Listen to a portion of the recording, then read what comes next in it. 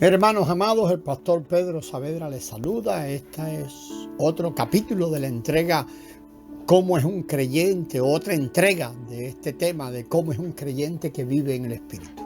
En la medida que el Señor en su misericordia nos enseñe la lección de disfrutar al Cristo vivo como la gracia, es decir, como la corporificación de la plenitud de la deidad viva en nosotros, para que lo experimentemos, lo saboreemos y lo disfrutemos. Así se puede producir la vida práctica del cuerpo de Cristo. Tanto el templo de Dios, el edificio en el cual Él haya descanso y expresión, ese es el templo. El edificio que le satisface dándole descanso y además es su expresión. Y la Virgen que satisface a Cristo, provienen ambos, el templo y la Virgen, provienen del disfrute que tenemos de Cristo como la gracia de Dios, lo cual es tipificado por la buena tierra de Canaán. Experimentar la gracia de Cristo equivale a disfrutar la buena tierra, y disfrutar la buena tierra equivale a alimentarse de su fruto. Cuando disfrutamos a Cristo como la gracia de Dios, disfrutamos las riquezas de la buena tierra. A medida que disfrutamos de las riquezas inescrutables de Cristo, como decía el apóstol allí en Efesios 3:8, él hablaba del evangelio, de las inescrutables riquezas de Cristo. Mientras disfrutamos estas riquezas día a día, Él se va forjando en nosotros y satura completamente todo nuestro ser con sus elementos. Al disfrutar y poseer a Cristo de esta manera, se produce la edificación del cuerpo, el cual es la Virgen, la novia de Cristo que lo satisface, y también es el templo, la morada de Dios, donde Él descansa y lo expresa. La vida práctica de iglesia no se lleva a cabo por medio de enseñanza, visiones, dones. Todo eso tiene su lugar, pero la vida práctica se lleva a cabo al disfrutar a Cristo como la gracia de Dios. Se lleva a cabo en la medida que cada santo disfrute a Cristo como la gracia de Dios. Es por lo que vamos a revisar acerca de la manera de disfrutar a Cristo como gracia. Para ello es importante tener una vista panorámica de la epístola o de la segunda epístola del apóstol Pablo a los Corintios, a fin de saber cómo disfrutar a Cristo. Algunos dicen que para disfrutar a Cristo, lo que tenemos que hacer es orar mucho, leer la Escritura y ejercitar el Espíritu. Y sí es cierto, eso es cierto. No obstante, para disfrutar a Cristo ricamente, debemos ser personas que posean los 10 aspectos que hemos abarcado en los audios anteriores. Los refrescamos, debemos ser cautivos, cartas, espejos, vasos, embajadores, colaboradores y el templo, una virgen, los que aman a la iglesia y aquellos que saborean a Cristo. Si hemos de disfrutar a Cristo, amados, tenemos que ser capturados, conquistados, subyugados por Él. No importa cuánto ejercitemos nuestro espíritu. Si no somos cautivos de Cristo, no vamos a poderlo disfrutar como gracia. Si no somos subyugados y cautivados, derrotados por Cristo, no nos será de mucho provecho el orar y leer la Escritura, ni ejercitar el Espíritu. También debemos ser cartas en las cuales Cristo es inscrito en nuestro espíritu continuamente, día a día, y Cristo inscribiéndose en nuestro espíritu. Como espejo, debemos desechar el velo de la religión con sus tradiciones para poder contemplar y reflejar al Señor, y como vasos, por una parte, debemos contenerlo. Sí, más y más cada día, y recibirlo en nuestro interior continuamente. Y por otra, debemos ser quebrantados, reducidos y consumidos todo el tiempo.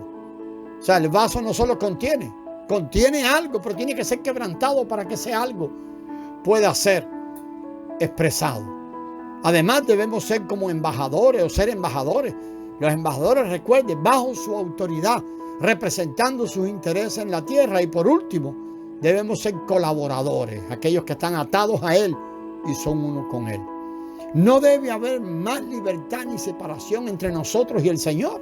Entonces seremos un templo que está completa, definitiva y exclusivamente separado para Él, perfeccionando la santidad en el temor de Dios.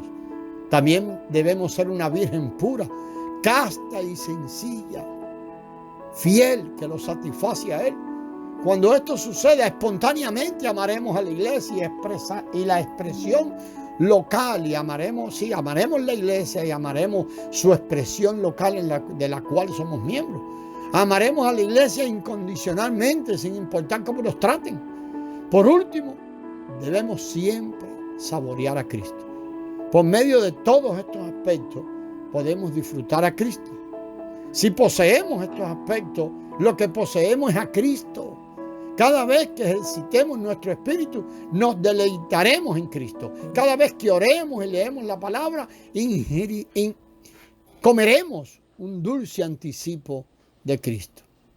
Este es el mensaje que 2 de Corintios comunica. Y abrimos esta pregunta: ¿y cómo tendremos estos aspectos si el Hijo no crece en nosotros, si no le vamos experimentando como ganancia, si esa gracia no se va convirtiendo en una expresión de vida en la medida que le vamos ganando? Todos estos aspectos serán realidad en la medida que le vamos experimentando. Al final de la epístola, Pablo escribe allí en el capítulo 13, versículo 14: la gracia del Señor Jesucristo, el amor de Dios y la comunión del Espíritu Santo sea con todos vosotros. Aquí vemos que la Trinidad Divina se transmite a nosotros para que la disfrutemos. Él habla del Señor Jesucristo, de Dios y del Espíritu Santo. Así como los tres de la deidad son uno, de tal manera el amor, la gracia y la comunión no son tres separados, sino que son tres aspectos de una misma cosa. Dios el Padre está en Cristo, vea Juan 14:10, y Cristo es el Espíritu, 1 Corintios 15:45, 2 Corintios 3:17. Del mismo modo, el amor de Dios está en la gracia de Cristo, y la gracia de Cristo junto con el amor de Dios están en la comunión del Espíritu Santo. El amor de Dios es la fuente, pues Dios es el origen. La gracia del Señor es el caudal del amor de Dios, pues el Señor es la expresión de Dios. Y la comunión del Espíritu Santo es la impartición de la gracia del Señor con el amor de Dios, pues el Espíritu nos transmite al Señor como Dios para que nosotros experimentemos y disfrutemos entonces al Dios Trino, al Padre, al Hijo y al Espíritu Santo con todas sus virtudes divinas. La comunión del Espíritu Santo nos transmite la gracia de Cristo junto con el amor de Dios. Por eso, cuando vemos Gálatas 6:18, también terminando la carta, el apóstol dice ahí: la gracia de nuestro Señor Jesucristo sea con vuestro espíritu, hermanos. Amén. Dios está en Cristo. Cristo es el Espíritu y el Espíritu está en nuestro espíritu para que lo disfrutemos. Para nosotros, Dios es amor, Cristo es la gracia y el Espíritu es la comunión, la transmisión que imparte en nuestro ser todo lo que Cristo es como la gracia, junto con todo lo que Dios es como amor, a fin de que lo disfrutemos. Todo lo que Dios es en su Trinidad se está impartiendo en nosotros, hermanos, para que lo disfrutemos. En esto consiste la buena tierra, la tierra de riquezas donde fluye leche y miel, donde disfrutamos todas las riquezas del Dios Trino que ha venido procesándose. Estas riquezas que nos fueron dadas para que nos deleitemos en ellas consisten en el amor de Dios, la gracia de Cristo y la transmisión del Espíritu Santo. Que el Eterno, hermano, verdaderamente al ver esto levante allí un clamor interior en nosotros, hermanos, mientras recibimos esta comunión, para que podamos experimentar las riquezas de Cristo mencionadas en 2 de Corintios. Entonces, mediante esta experiencia, a medida que las vamos experimentando, que se van haciendo vida en nosotros, se producirá una expresión viva del cuerpo de Cristo. Alabado sea el Señor, amados hermanos. Eres la gracia, la buena tierra, la cual disfrutamos para que se produzca el templo donde descansa y la Virgen que le satisface. Para seguir desarrollando este tema de cómo es un creyente que vive en el Espíritu, queremos referirnos a la necesidad de vivir, andar y hacerlo todo en el Espíritu. Queremos comenzar leyendo Romanos 8:4. En Romanos 8:4 ahí leemos: para que el justo requisito de la ley se cumpliese en nosotros, que no andamos conforme a la carne, sino conforme al Espíritu.